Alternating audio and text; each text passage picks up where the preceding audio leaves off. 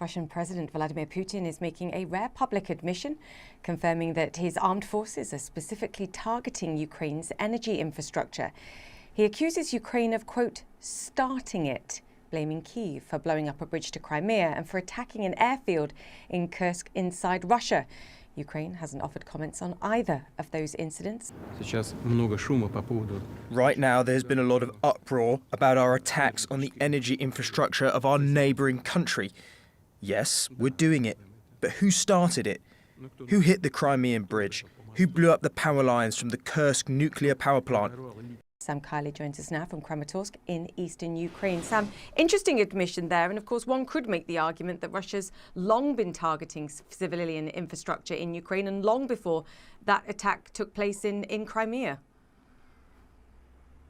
Yeah, I mean, to anybody in Ukraine or who's watched Ukraine, who's been in Ukraine when those Grad missiles rained down in March and late February in Kharkiv, when Mariupol was flattened, the idea that the Ukrainians have somehow provoked Russian ire into reluctantly attacking the energy infrastructure of the country is absurd. I mean, attacking the energy infrastructure of a country, if you're trying to topple its government, invade it, and take and steal large chunks of its land, makes sense. It may be bad, it may be a violation of international humanitarian law, but it makes sense militarily. In many ways, it's a surprise it didn't happen sooner, but it is certainly not in response to Ukraine's attacks against military targets or targets with mixed military civilian use, such as that bridge that is illegally connecting Russia to the Crimean Peninsula, Julia. Yeah, I mean, an absurd claim. And I mean, he over the last 24 hours, he's also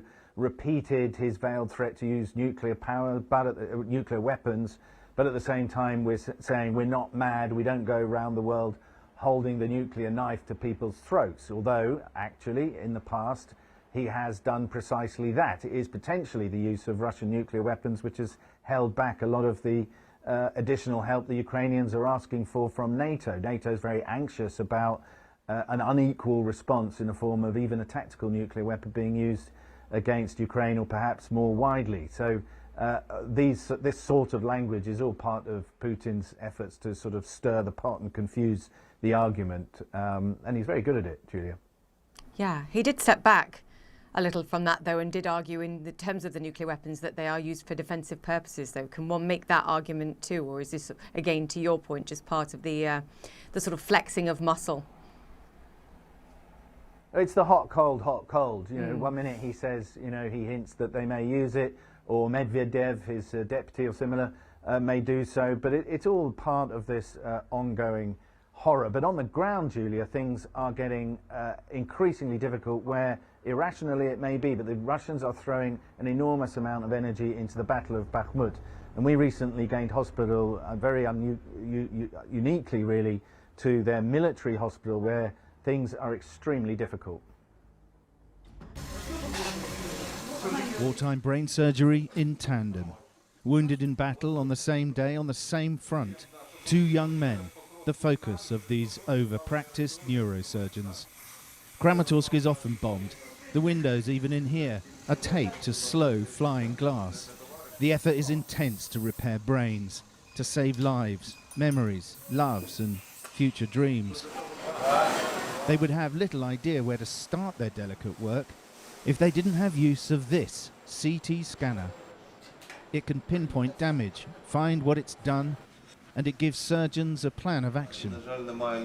He says, yes, and unfortunately there is no left eye. There's a suspicion of damage to the right eye as well, but definitely no left eye. This is the fourth patient we've seen in the space of about an hour come in for a CT scan. It's supposed to be doing 15 or 20 a day. They're actually doing 70 or 80. In short, it's wearing out. This equipment is vital. The hospital can't afford a new one, but a used one's for sale in the west of Ukraine. Cost about $120,000. Price of losing this one, incalculable. He says he shows signs of severe cranial cerebral injury with acute subdural hematoma and severe brain contusion. He needs urgent surgery.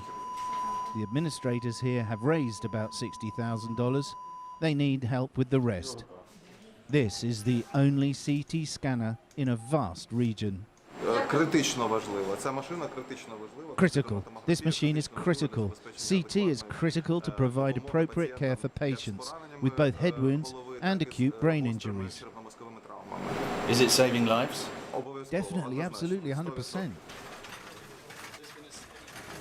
There's been a steady flow of soldiers injured in and near Bakhmut. That is the scene of the heaviest fighting. But this is a hospital that is trying to deal really with an area, they say, about 300 square kilometers, and a lot of that is at war.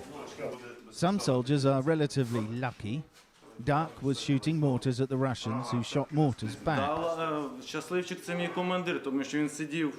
My commander was lucky. He sat in front of me and I sat behind him, and he was unhurt, and I got hit in the leg. But yeah, we've seen wounded and dead before. If I'm sitting here, I'm lucky. Ukrainians on this eastern front call it the meat grinder. Czech was alongside Duck when they were hit. How would you describe the battle for Bakhmut? One world. He says World War I, trenches, mud, blood, trenches, mud again, artillery, trench warfare. That's it, World War I and World War II, something like that. Verdun, the Somme, something like that. Verdun, Somme. The difference is that modern weapons are now more powerful. Modern surgery, often the only route to survival. That and old-fashioned grit.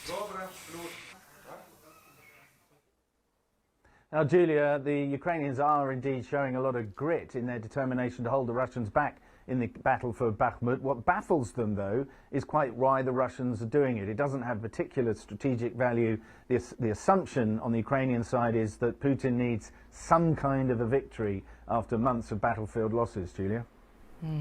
Sam Kiley, thank you so much for your time there, and what incredible access there in that report to some heroes.